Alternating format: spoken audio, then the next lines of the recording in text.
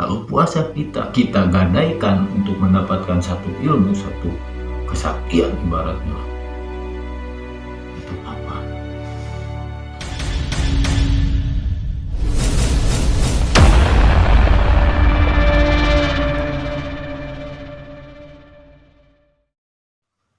Assalamualaikum warahmatullahi wabarakatuh.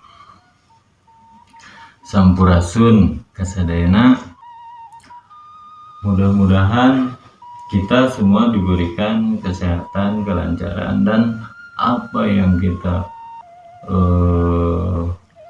pelajari kita dapatkan gitu ya. Amin amin ya rabbal alamin. Sebelum pembahasan seperti biasa, saya ingin mengingatkan bahwa biasakan tonton sampai akhir ya. Terus sama meminta bantuan jika video atau pembahasan-pembahasan saya bermanfaat. Untuk yang belum subscribe, silahkan di subscribe, jangan lupa tombol loncengnya, dan jika bermanfaat bantu share gitu ya. Nah, untuk yang sudah subscribe, saya ucapkan terima kasih atas dukungannya. Mudah-mudahan dilancarkan semuanya pekerjaan atau usahanya, mudah-mudahan dilancarkan. Amin. Baik, pembahasan kali ini tentang yang saya bahas sebelumnya, biar diperjelas lagi ya. Peperangan antara diri kita melawan diri kita, gitu ya. Nah, kenapa saya sebut peperangan diri kita melawan diri kita gitu ya? Karena ibaratnya begini, dalam hadis kan menerangkan bahwa Kanjeng Muhammad Shallallahu Alaihi Wasallam pernah bilang dalam hadis bahwa nanti di akhir zaman akan ada peperangan yang belum pernah terjadi yang belum pernah dialami oleh Kanjeng Nabi gitu kan ya.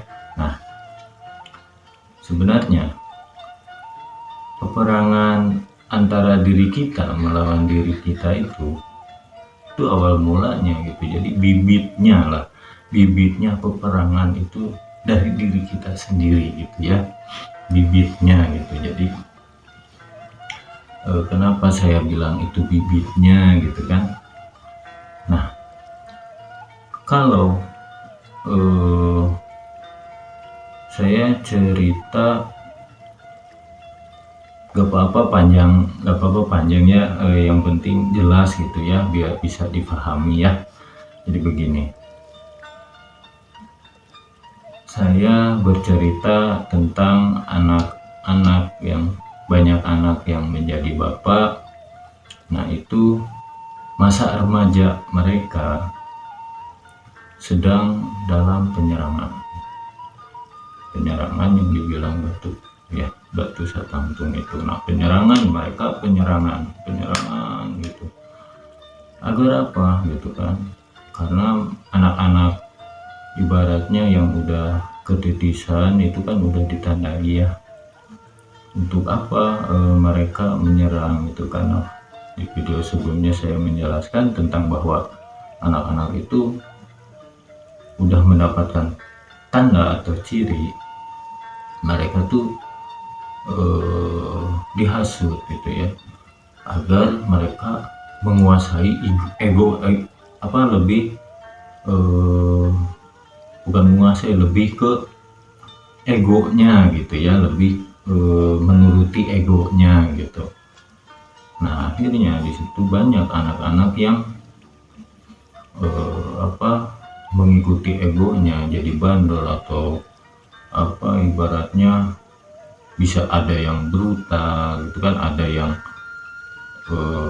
mencelakai orang tuanya sendiri gitu, saudaranya sendiri, sampai mereka itu tidak bisa ibaratnya termakan oleh ulahnya sendiri gitu. Nah, disitulah pentingnya mencari jati diri untuk agar kita tidak selalu dijajah oleh diri kita sendiri gitu, oleh hawa nafsu gitu ya, atau egonya gitu. Nah, dalam Bunga Bangsi Cirebon kan begitu ya. Untungnya ada pohon handulung dan hanjuang kan. Nah, di situ untuk orang yang ketitisan tuh mereka tertolong gitu, terbentengi ya, walaupun ibaratnya sedikit-sedikit gitu ya, karena mau bagaimanapun tetap keputusan ada di manusianya itu sendiri gitu ya.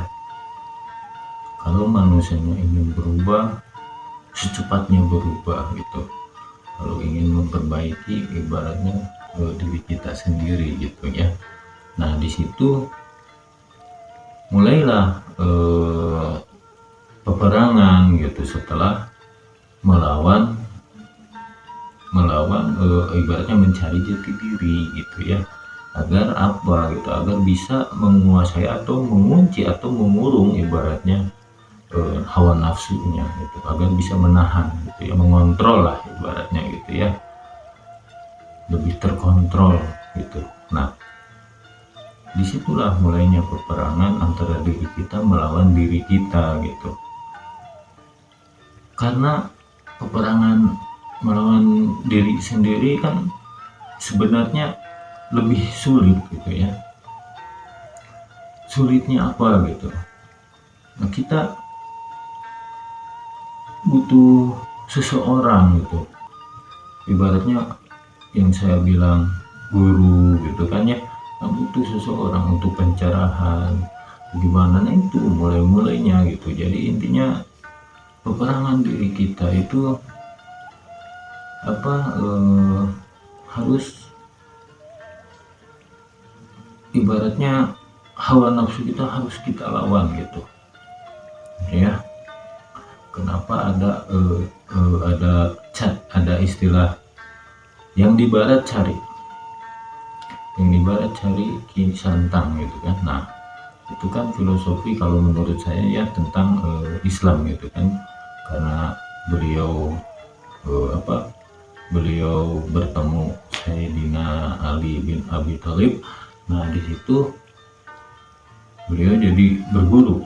Nah, di situ mulai lah jadi muslim itu kan, Prabu Kiai Santang. Sementara yang disebut muslim sejati atau Islam sejati, Sayyidina Ali kan langsung ke kanjeng Nabi Muhammad gitu, nggak ada pelantara gitu ya, nggak lewat kiai atau ulama, tapi beliau langsung ke kanjeng Nabi gitu kan. Nah, Raden Kian Santang berguru ke Sayyidina Ali, ilmu agamanya gitu kan. Nah itu yang disebut muslim sejati gitu, belum dibumbui, karena makin waktu kesini salah satu penyebutan atau salah kata penyebutan bisa berakibat fatal. Akhirnya apa? Muslim terbagi menjadi 71 bagian gitu kan. Nah, makanya jangan pernah ibaratnya menyalahkan suatu ajaran gitu, karena dari sananya juga kita kan belum tentu tahu mana yang benar mana yang salah gitu kan. Jadi intinya salah satu belajar untuk menguasai ego atau hawa nafsu ya begitu, selalu berpikir positif dan jangan pernah menyalahkan perbedaan ini gitu ya. Nah, itu salah satu cara kita berperang melawan diri kita sendiri gitu ya. Nah, kalau berperang melawan diri kita dengan cara ibaratnya syariat, tarekat, hakikat, dan marifat, kita harus berhati-hati dalam melakukan tarekat gitu ya, karena tarekat itu kebanyakan, maaf bukan saya so tahu atau gimana, cuman saya dipertemukan dengan orang-orang yang ibaratnya mendalami tarekat gitu ya. Saya mohon maaf, saya hanya ibaratnya menyampaikan sesuai pengalaman saya gitu ya. Saya mohon maaf jika ada yang tersinggung gitu. Jadi saya dipertemukan dengan orang-orang yang ibaratnya bisa dibilang ahli tarekat ya gitu. Jadi karena yang saya pelajari dari beliau-beliau gitu, lebih ke ibaratnya nafsunya gitu, hawa nafsunya. Jadi beliau-beliau ingin sesuatu, ibaratnya ingin menguasai satu ilmu, ibaratnya ya, dengan cara tarekat gitu kan. Gitu ya. Nah, kenapa gitu ingin menguasai ilmu itu gitu. Sementara ilmu itu datang dengan sendirinya kalau kita sudah tahapnya, sudah benar, ibaratnya ada fondasi kan, ada tangganya gitu. Jadi sebenarnya nggak perlu dipelajari gitu. Kalau udah waktunya pasti gitu, datang dengan sendirinya, sesuai gitu. Kita jalani hidup sebagai manusia, jalani saja. Kalau kita memang ada titipan, ada yang harus kita amalkan, ibaratnya berbagi gitu kan, nanti juga ada gitu, ibaratnya gitu ya. Jangan sampai hawa nafsu itu terdorong kita oleh hawa nafsu gitu, ibaratnya ingin menguasai satu ajaran atau satu ilmu lah ibaratnya. Itu jadinya hawa nafsu yang kita pakai untuk mengejar ilmu tersebut dengan cara membaca ini sekian nih, harus puasa begini. Tujuannya apa puasanya? Kalau untuk mendapatkan ilmu, bukan untuk mengkaji diri puasanya gitu kan ya. Jadi apa yang dituju untuk puasanya? Untuk ibarat gini lah, kita bacakan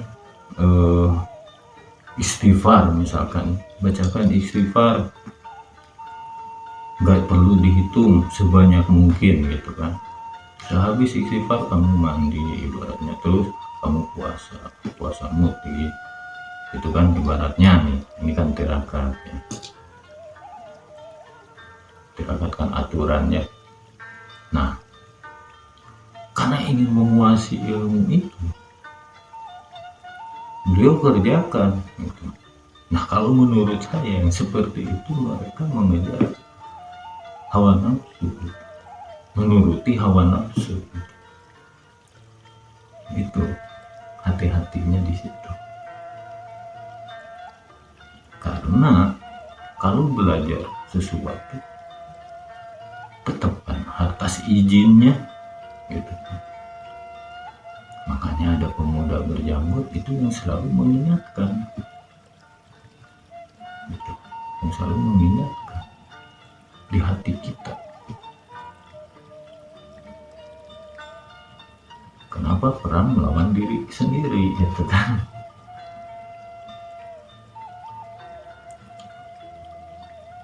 Itu yang mengingatkan diri kita. Puasa bukan untuk mendapatkan satu, puasa itu untuk mengkaji diri. Apa hasil dari puasa itu? Apa hasil dari istighfar itu? Itu kan ini hanya contoh gitu ya. Kan itu yang harus dicarinya, bukan untuk ilmunya, tapi lebih untuk mengkaji diri. Begitu gitu. Jadi makanya yang pembelajaran tentang syariat, tarekat, hakikat dan marifat. Hati-hati di tarekat ini, hati-hati. Tarekat ini kebanyakan yang mengikuti hawa nafsunya. Hati-hati. Karena sepengalaman saya,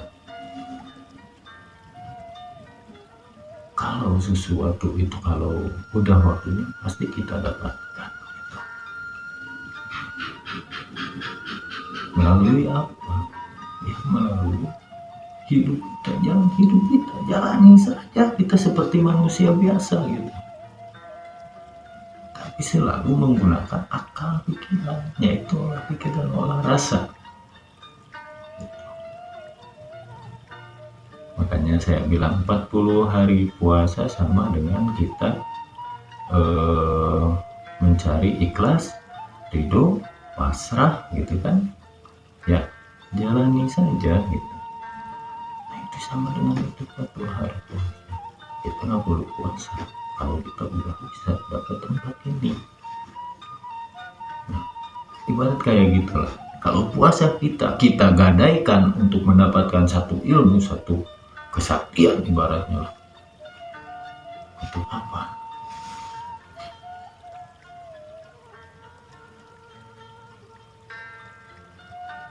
Coba difikirkan lagi ya. Kalau menurut saya sih begitu gitu kan, tapi beda-beda ya, pendapat orang itu beda-beda gitu kan. Karena kenapa beda? Beliau itu ibaratnya yang lebih menguasai, yang lebih tahu gitu. Kalau saya kan tidak bisa apa-apa, hanya sekedar merasakan gitu kan ya. Ibaratnya kalau begitu tuh, kalau menurut saya bukan salah ya, benar sih benar gitu kan, cuman jangan sampai kita dikuasai hawa nafsu kita gitu aja sih kalau saya mah gitu. Saya juga sama, masih dikuasai hawa nafsu gitu kan, karena saya juga manusia, meskipun saya sering mengingatkan untuk kita menguasai hawa nafsu, saya juga sama karena saya manusia biasa gitu.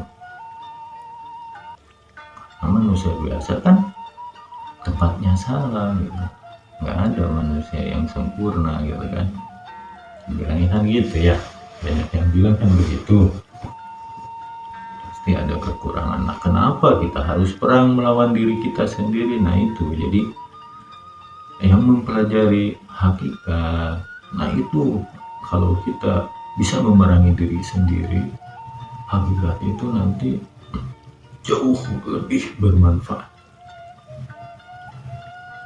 jauh lebih bermanfaat bagi dirinya sendiri, bagi orang lain gitu. Karena hal yang positif kita dapat, kita berbagi juga hal yang positif gitu. Kalau diawali kita dapat dari nafsu kita, kita berbagi juga sesuai nafsu kita gitu. Nah itu sama dengan apa? Sama dengan yang saya bilang, kita tuh harus mencari sesuatu yang tidak terlihat dan tidak terasa. Itu salah satunya. Kenapa? Itu salah satunya. Ya ibaratnya kan kita seolah-olah melakukan hal yang benar gitu. Kalau dalam istilah berdoa, saya minta diampuni dosa-dosa yang terasa dan yang tidak terasa. Nah ibaratnya itu yang tidak terasa gitu. Walaupun saya nggak tahu itu dosa atau bukan gitu ya, ini mah ibaratnya gitu kan. Soal dosa, soal pahala kan itu hanya Allah yang maha tahu, yang maha kuasa. Saya nih sering berbagi video kayak gini, sering berbagi wawasan, berbagi ilmu pengetahuan. Saya nggak tahu ini amal atau dosa gitu kan. Sama, saya juga nggak tahu gitu.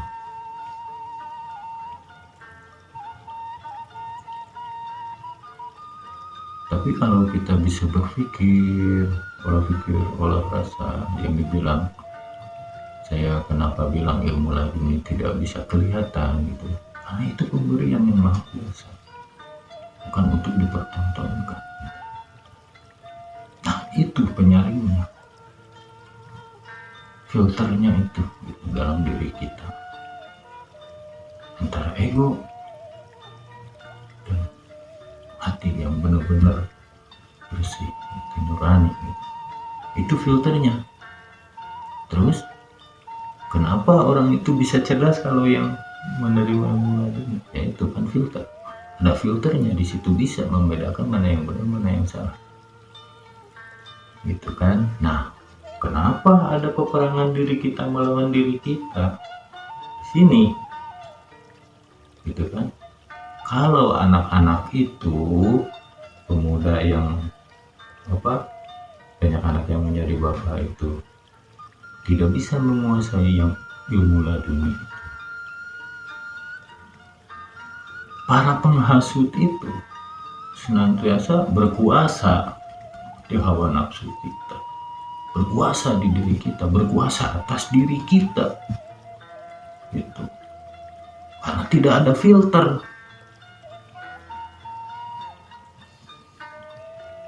Begitu itu maksudnya. Jadi pembahasan kemarin kan ibaratnya saya gabungkan lah ya. Jadi kan sedikit pembahasan ini ngerti, pembahasan ini ngerti, nah disambungkan gitu. Jadi dari pemuda berjanggut, dari banyak anak yang menjadi bapak gitu kan, batu satantu gitu ya. Terus tentang cara mencari satu ini itu kan ada di situ semua, saya satukan gitu. Jadi yang harus kita lawan kan diri sendiri, perang antara diri kita sendiri.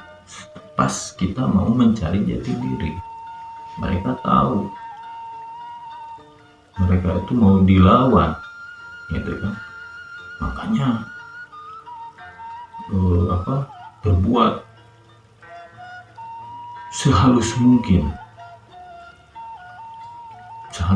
dalam arti bahwa kalau orang itu belum bisa menguasai ibaratnya olah pikir dan olah rasa, para penghasut itu menghasut dengan cara seolah-olah caranya itu yang orang itu lakukan benar, tapi ibaratnya caranya begitu gitu. Jadi mereka tuh sehalus mungkin gitu bisa menggunakan agama gitu ya, karena iblis itu lebih tahu tentang agama, lebih tahu tentang siapa itu Tuhan gitu. Lebih tahu gitu. Makanya dia tahu caranya membelokkan manusia itu sendiri gitu. Nah, terus masalah tanda itu gimana? Nah ini makanya tanda itu kenapa mereka mengejar orang yang ibaratnya sudah ditandai. Sebenarnya orang yang ditandai itu lawannya mereka gitu. Dan kenapa kebanyakan Nusantara gitu kan? Karena Nusantara banyak ahli spiritualnya, sangat banyak gitu. Makanya apa, kekuatannya ada di sini yang saya bilang rumah seperti Raden Gatot Kaca gitu, yang bisa menguasai hawa nafsunya, terus spiritualnya benar-benar sudah terpegang. Nah, itu yang akan melawannya gitu. Karena kan tahu iblis setan itu ada dalam diri kita gitu kan. Dajalan sistem. Iblis setan menghasut kita agar terjerumus ke sistemnya Dajjal gitu. Nah, itu yang harus kita perangi gitu.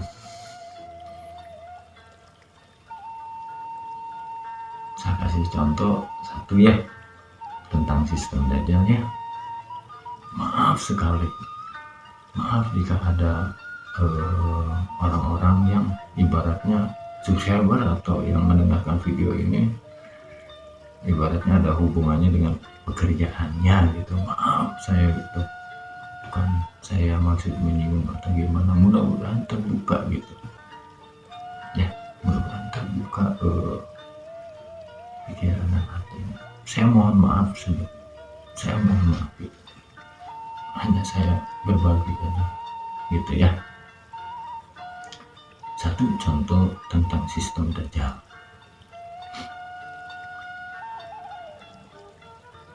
Perkreditan.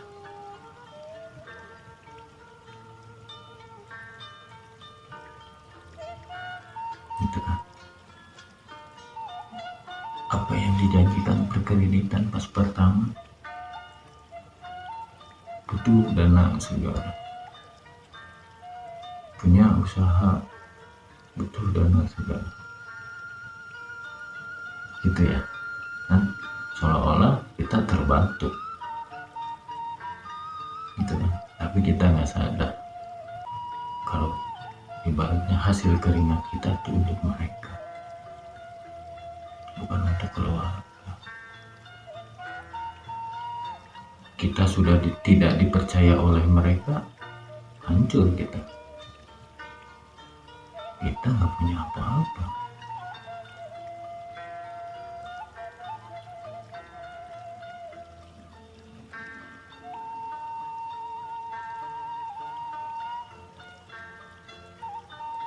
Kebanyakan orang kan begitu sekarang.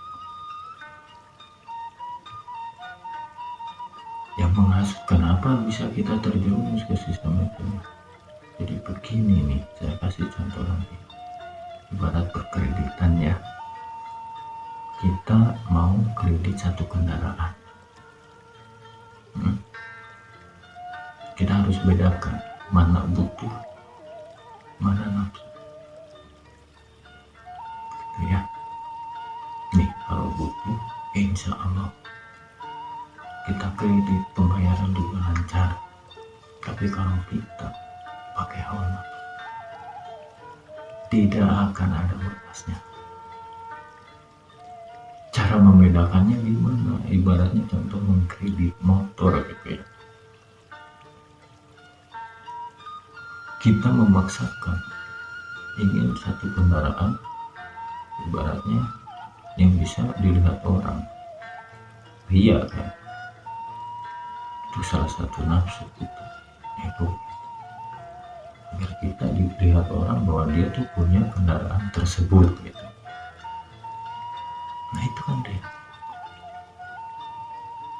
Sementara dia kan punya, pasti ketutup gitu pembayarannya, jangkanya 3 tahun. Kalau kan 1 tahun kita ibaratnya tidak bisa kerja, tidak bisa usaha, ketutup gak itu kendaraan.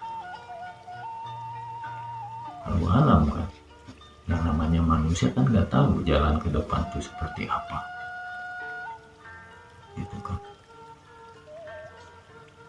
Mulai bingung nih. Saya kasih contoh yang tidak bisa ibaratnya menutup utangnya gitu kan, tentang perkreditan ini. Misalkan 1 tahun kemudian, contohlah seperti kemarin corona gitu kan, banyak yang kolek. Nah di saat kita kolek, kebingungan, ada yang motornya dikasih, ada yang mempertahankan motornya gitu kan.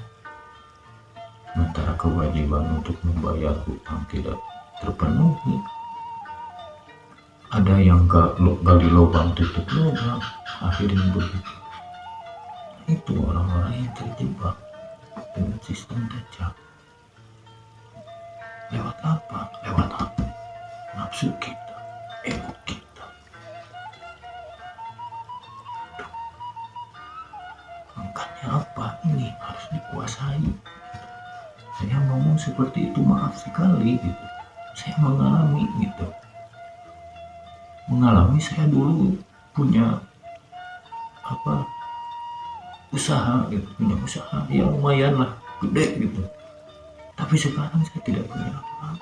Tapi dibalik itu alhamdulillah saya punya, dapat gitu, yang namanya pelajaran gitu, mengkaji diri. Makanya saya tadi bilang jalani kita hidup lewat pengalaman hidup kita. Nah itu kita bisa tahu gitu, begitu. Jadi setiap cerita yang saya atau setiap video-video saya 100% pengalaman saya gitu. Tidak ada dengar dari yang lain. Tidak ada ibaratnya bikin skrip atau gimana. Enggak gitu. Itu murni pengalaman saya. Nah, kenapa saya ngalamin ibaratnya naik turun dari ibaratnya brutal ya, sekarang bisa lebih ibarat bisa dibilang spiritualis gitu kan ya. Spiritualis kan nggak negatif, kita lebih mendekat, ibaratnya lebih mengenal yang namanya sang pencipta gitu, dengan cara ibaratnya lebih ke alam gitu. Kenapa saya bisa menceritakan bahwa anak muda yang udah ketitisan itu masa remajanya bandel-bandel, saya ngalamin itu. Saya bukan ibaratnya nggak ngomong, ibaratnya dengar dari orang, enggak gitu, saya ngalamin sendiri gitu. Makanya saya bagi, jangan sampai pengalaman buruk saya dialami gitu oleh subscriber atau pemirsa saya gitu. Makanya ke situ saya gitu. Makanya kemarin saya bilang Satrio ini tokoh gitu kan. Sebenarnya saya berbagi untuk ibaratnya yang sama kayak saya gitu, begitu gitu. Nah di situ harus kita perang melawan diri kita sendiri. Sama, saya juga sambil belajar gitu, sama gitu. Makanya kemarin saya bilang bahwa saya tuh tidak ada yang mengajari, saya otodidak. Saya belajar dari kehidupan saya pribadi gitu. Saya otodidak mempelajari diri sendiri gitu, kaji diri. Ya, intinya kenapa perang melawan diri kita sendiri begitu kan. Nah itu cikal bakal peperangan, dohirnya peperangan orangnya gitu. Awal mulanya dari diri kita gitu. Ya, coba orang-orang bisa menguasai dirinya, bisa menguasai egonya gitu kan, lebih menghargai orang lain, menghargai negara lain, tidak mengikuti nafsu egonya masing-masing gitu kan. Begitu, tidak ada peperangan. Nah kenapa Dajjal bisa tentu mengejar ke Nusantara? Adanya Satrio ini. Nah Satrio ini itu siapa? Ya kita Satrio ini itu orang yang ketitisan. Makanya kesamaannya banyak. Itu Satrio ini tuh kita tuh harus bersatu melawan sistem tersebut, melawan hasutan tersebut. Begitu maksudnya. Makanya banyak kejadian lagi peperangan di alam goib itu. Kalau kita kembali ke cerita Nabi Adam ya. Nabi Adam kan turun ke bumi agar menjadi yang mengelola bumi, khalifah di bumi gitu kan ya. Terus iblis apa? Iblis kan tidak mau menghormati, ibaratnya tidak mau kerjasama lah ya, karena iblis lebih tinggi, ibaratnya saya terbuat dari api, dia terbuat dari tanah. Api itu di atas, gitu kan. Makanya dia selalu tinggi, nafsu, ego, gitu. Merasa dirinya itu yang paling wah, yaitu sifat iblis. Kalau ada manusia yang begitu, berarti ngikutin sifat iblis, gitu kan. Makanya saya jangan sampai ada orang yang mengaku-ngaku dirinya satu opini, tapi dia sudah mengikuti sifat tersebut. Saya kenapa saya bilang satu opini itu terkenal di alam sana, ibaratnya gitu kan. Nah, kalau ahli-ahli spiritual emang jagonya di mana? Nah, kalau dohirnya mah nggak jago, tapi di alam sana mereka bisa perang, bisa bertarung, kan begitu. Makanya namanya terkenal di alam sana tuh, pada kenal. Bahkan dari kecil, makanya dihasut lah supaya belok, supaya apa, itu kan udah dikenal namanya. Makanya jangan salah, cari itu jangan yang kelihatan, tapi cari yang tidak kelihatan dan tidak terasa. Insya Allah kita selamat. Begitu.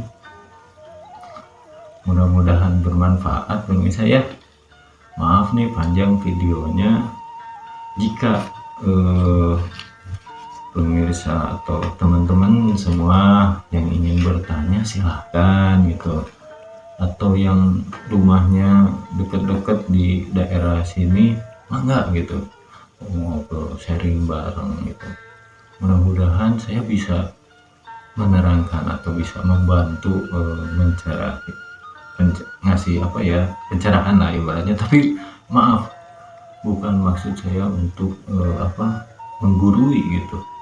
Saya minta maaf, hanya sekedar saya ingin membagi jika memang orang tersebut membutuhkan gitu, hanya itu gitu ya. Kalau menurut saya gitu ya, kalau apa ibaratnya, kalau hanya lewat chatting, lewat apa, itu bisa berbahaya bagi dirinya atau saya juga ibaratnya begitu. Kalau soal yang begini gitu, karena setahu saya di alam sana tuh lebih canggih dari alam manusia gitu. Hati-hati ya. Makanya banyak tuh saya lihat di grup-grup Facebook, grup-grup spiritual, banyak terawang saya liatin, saya lihat saya begini ya. Sebenarnya itu untuk apa gitu? Nggak boleh begitu sebenarnya, karena bisa mencelakai dirinya juga orang yang menerawangnya gitu. Hati-hati gitu. Itu kalau saya sekali lagi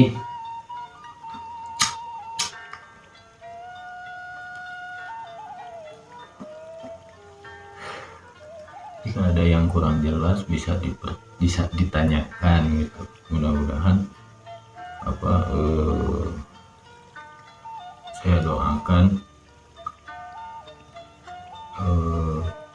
video saya mudah dimengerti sama pendengar dan yang menontonnya. Saya doakan mudah-mudahan bisa dimengerti dan mudah-mudahan bermanfaat gitu ya. Dan saya minta bantuannya, jika video ini bermanfaat di share, tapi kalau tidak bermanfaat jangan. Kalau merasa video ini bermanfaat, manfaat untuk orang lain gitu ya, bantu di share itu. Jika tidak jangan gitu. Soalnya ada pepatah mengatakan jangan sampai kita keduluan oleh ibaratnya rasa senang dan rasa benci gitu. Nah ya, kalau kita udah benci ke seseorang, mau orang itu ngomong benar tetap kita benci gitu kan. Kalau kita udah senang ke seseorang, mau salah apapun orang itu tetap kita senang sama orang itu. Nah, jangan sampai gitu, pesan saya ya. Mudah-mudahan bisa dipahami. Sekian pembahasan kali ini. Wassalamualaikum warahmatullahi wabarakatuh.